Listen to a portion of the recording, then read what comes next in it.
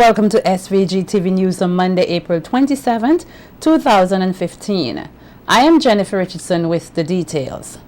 The first batch of Vincentians for eye care treatment in Venezuela will leave here later this week on the second phase of the government's Vision Miracle Mission. A medical team from Venezuela is currently in St. Vincent and the Grenadines conducting a number of eye clinics.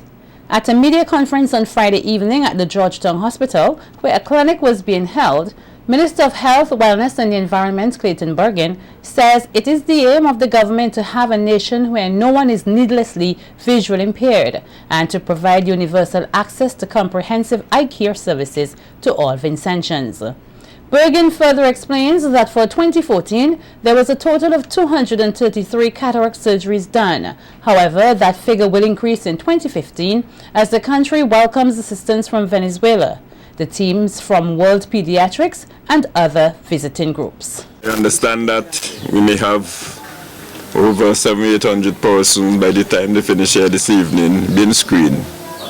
And some would be going to Venezuela, some would be staying here. Those with glaucoma would not go, but they would find some sort of intervention to see how they can assist these persons in one way or the other.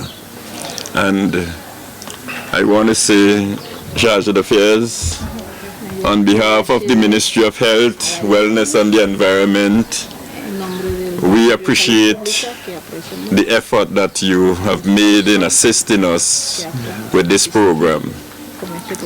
Without you, we would not have been here this afternoon having this press conference, and we would not, over the past week, would have been able to screen so many persons, so many Vincentians, to ensure that they have good eyesight. And Minister of Foreign Affairs Camilo Gonçalves says the triangular relationship between SVG and the republics of Venezuela and Cuba continues to be a profitable and beneficial one.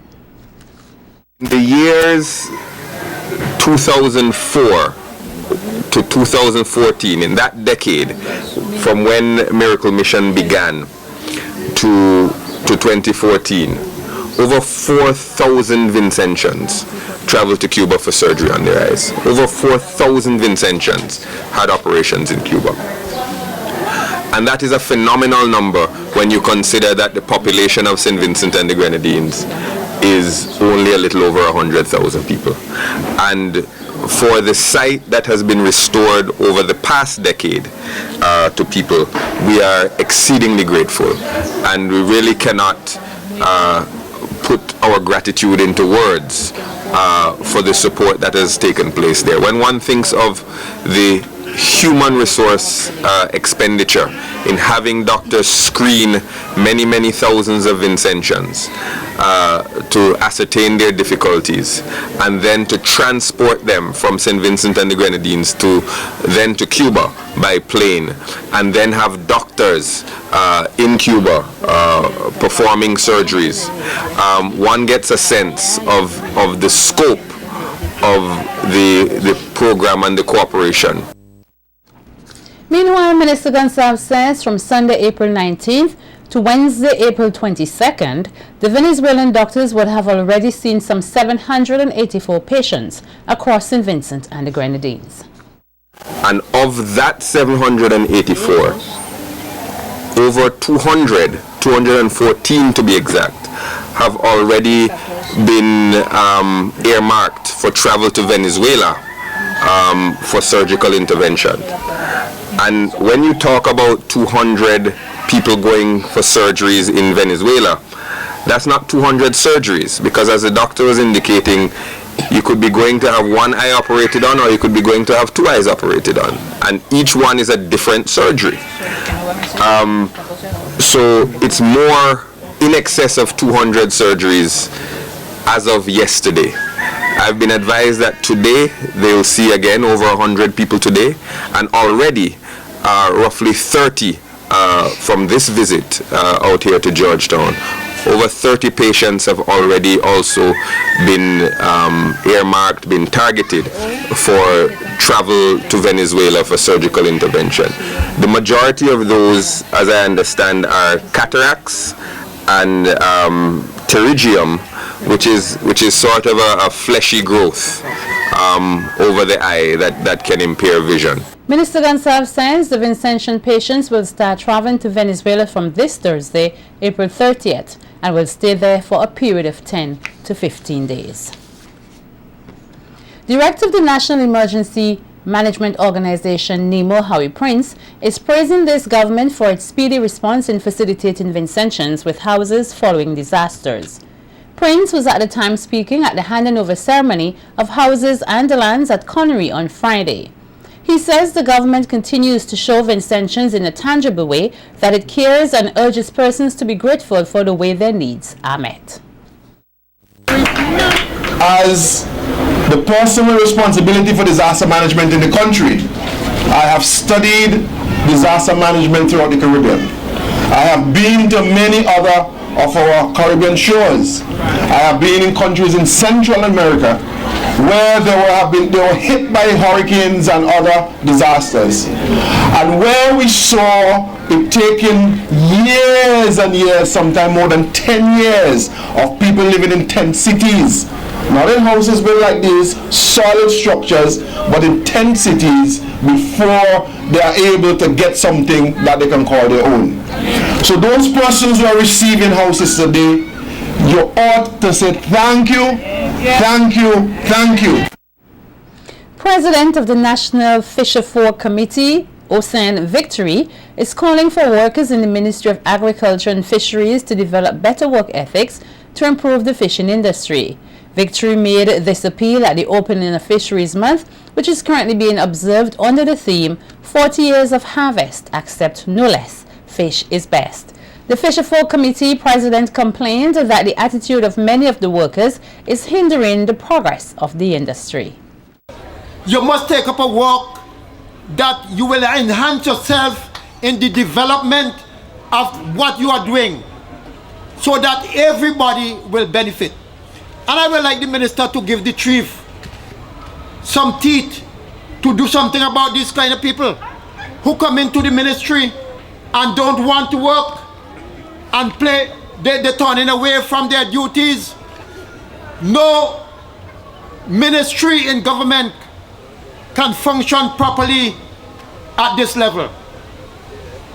You need every employee to pull their weight to make that in part of whether the Ministry of Finance or wherever, to make it more efficient. You need every employee to do their best.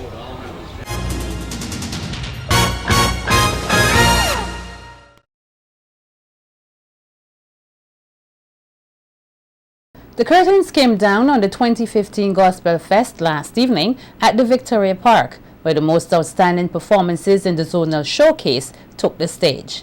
We hear more on the event in this report by Sharon Garraway.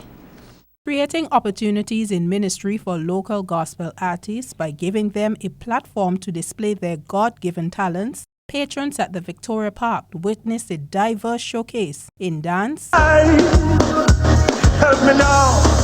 You make me stronger. Song, untainable, unstruck, we fall to our knees as we humbly proclaim, you are amazing, God. rap, I'm killing it, I Holy Spirit there. See, I'm dying to myself every day, cause I know there's no other way. as well as dramatization.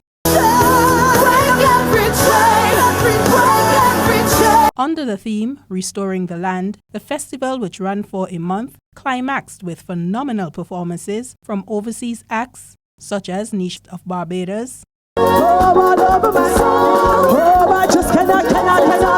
and Alan Charles, based in the UK. Policeman, I am the fulfillment of the law. Him said, tell the taxi driver, Jesus, he is the way. Former Calypsonian Felix Dalpin Finley and his wife Monica Valley Dove Finley, now ministering through gospel music, did not disappoint. Some happy day, when this life is over, I fly away.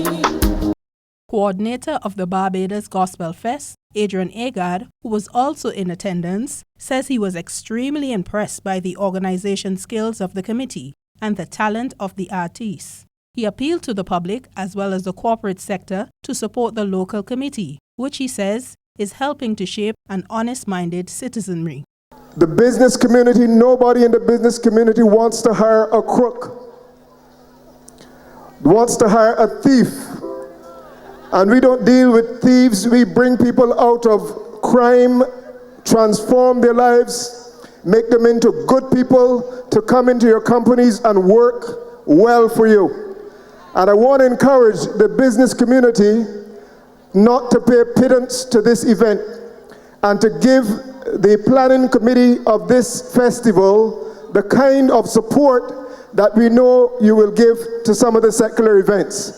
And recognizing the importance of appreciating the commitment of persons in gospel music, the SVG committee recognized musician Ken Cruikshank of famed Revival Players and the Unity Gospel Band. Before she hit the stage, appreciation was also given to Vincentian Bridget Blucher. The anointed songstress reminded the large crowd that she was not there to entertain, but to break strongholds.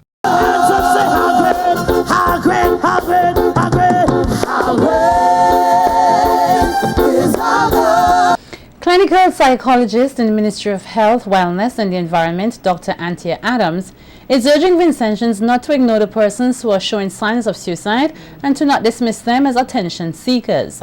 Speaking on Hits Talk on Sunday, Dr. Adams says these persons instead need all the help they can get through whatever is affecting them. We should never be afraid to ask 3 questions when someone is sad or when we get an inclination that this person might want to hurt self. We need to say, are you planning to kill yourself? Do you want to kill yourself? Are you thinking about killing yourself? It's not a bad thing to do. It doesn't make it worse. It actually makes it better because it's open now. You bring it to the table and that gives the person the chance to say, yes, I'm thinking of killing myself, or no, I was, I didn't really mean it. The second question is, how do you plan to do it? And if the person can tell you what they're planning to use, they have a method, then you know it is definitely serious. And the third question to ask is, when are you planning to do this? And if they can give you time, place, location, and all that, then we have a crisis on our hands. And what should we do at this point? If you're a young person, you need to go inform an adult. If you're an adult, you need to keep watch over this person and have them hospitalized. We need to effectively assess them. The clinical psychologist says suicide results from 2 primary feelings. These are hopelessness and sadness, which can lead to Great Depression. Dr. Adams says that within the Vincentian society, persons can be very mean towards each other by using negative words in speech that can have a significant impact on a child in particular. Sometimes when people say that I'm going to kill myself or I'm going to hurt myself, and we hear them say life is not worth living anymore, it would be better if I was not around, etc. We tend to say that just go sit down, you're attention seeking, you want attention. And yes, it is true. Those persons do need, I won't say want, but they do need attention. Their words are serious and it's a cry for help. In most cases, people do not want to end their lives, but what they do want is some attention, and what they do want is for the circumstances in their lives to be different. And we do need to take the time to listen to them and to find out, why are you saying that it's better to not be alive? What is going on? And if we do that, you'll be surprised to know that these individuals will open up. Meanwhile, school counselor Edward Smith says the 2 main factors that persons must consider when discussing suicide among youths are the family and peers. Smith says some persons tend to ignore signs of suicide and avoid communication altogether, which he says is dangerous, as the affected person, especially if he or she is a child, is blocked from emotionally expressing him or herself because of fear of the family's reaction to the situation. Smith states that it is important for Vincentians to realize that no family is immune to suicide, whether social class, finances, or religion. But I believe that the family is arguably the most important socializing agent in a child's life.